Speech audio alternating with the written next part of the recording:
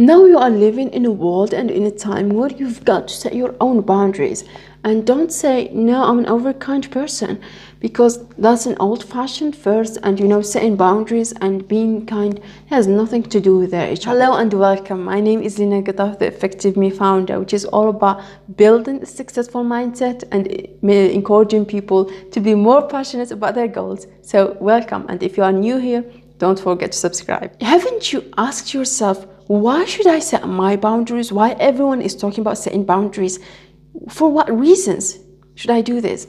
Because we should first know the reasons in order to achieve something. The reasons will serve as motivators. There are so many reasons in order to set your boundaries. While setting your boundaries, you are respecting yourself and you are communicating with people your needs, and that you are validating them and showing to people that they deserve to be respected. I mean, your needs and your feelings.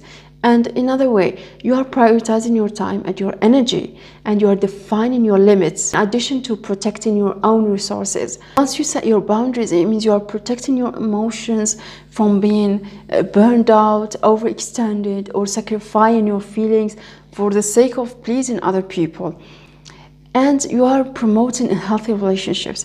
Like, by setting boundaries, you are creating a clear understanding of expectations with people, and you are sharing mutual respect, which impact the relationship in a positive way.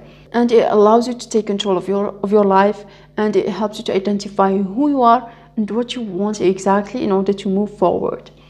Now, the question that we've got to ask is, how can we do so? How can we set our boundaries, especially with those who are so close to us? Before, I want to tell you, setting boundaries doesn't have any exceptions. When I say you've got to set boundaries, I mean with everyone. There is no exceptions, because this has to do with you and your personality and your own principles. If you want to set your own boundaries, you've got to ask yourself this question: what do I want? What are the things that are gonna make me happy and healthy? What are the things that I can tolerate and I can't tolerate? So here you are identifying your boundaries. You can set your boundaries if you haven't yet identified them. So first identify them.